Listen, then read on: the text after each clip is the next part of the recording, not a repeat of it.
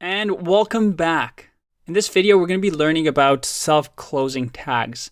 Up until this point, we've used HTML tags that have the opening and then the closing, which has this slash in it. Now, there are a few elements that don't have this syntax, but they have something called self-closing tags.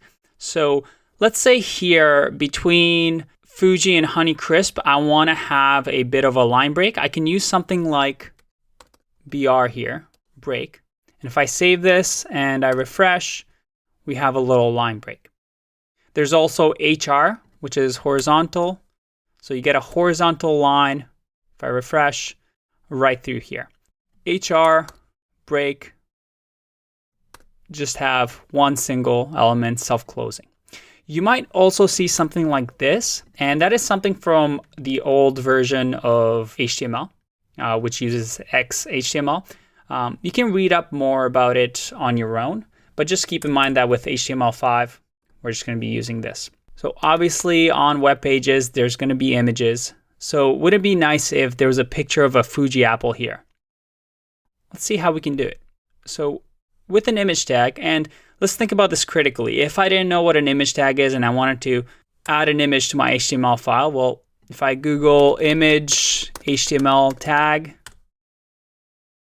again, one of the first websites that pops up is the W3 Schools. And I'll show you exactly how an image tag works.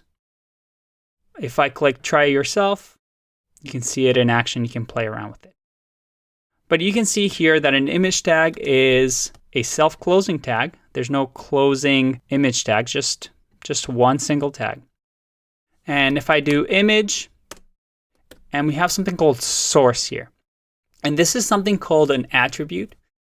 Some HTML tags can have something called attributes, which add special properties to the specific tag. So an attribute always has a value attached to it. And the image source, that's what SRC stands for, tells us where the image is coming from. So let's find an image of Fuji apple. Let's go images. Oh, I like this one. Let's do view image, and it'll give us the link of where this image is. So I'm just going to copy that, paste it in here. Let's go back to our example here. We can see here that there's a few more attributes that we can add to an image tag. But for now, we can just leave it here. Close the tag.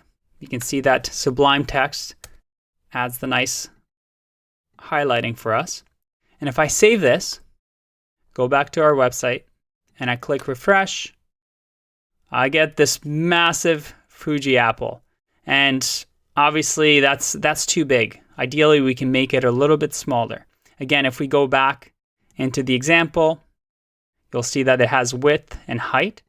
So we can actually just copy that and add it to the attributes so that we specify the width, and this is in pixels. So I save that, I refresh, and look at that, we have the Fuji apple. It looks very, very pretty. Let's add the picture for Honeycrisp as well. I'm going to do this fast. You should be able to just copy this image. And again, we want to make it the same size as the previous one. So I'm going to leave the width and height the same. And let's find an image of a Honeycrisp apple. So Honeycrisp apple images. Well, it looks quite similar, doesn't it? And view image. Let's copy the source from here. I'm going to save that, go back to our website, and let's refresh. And look at that. We have our apples.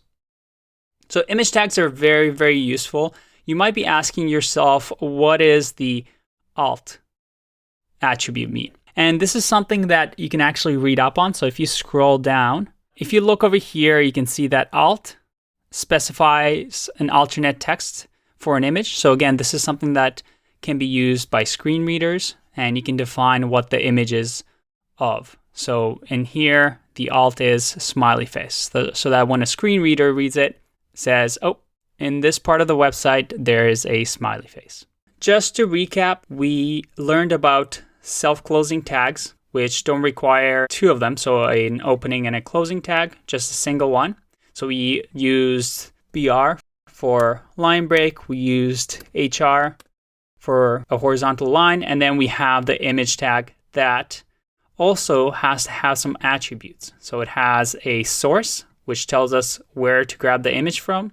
It has a width attribute, a height attribute with a value of 42 pixels and 42. All right, I'll see you in the next lesson. Bye-bye.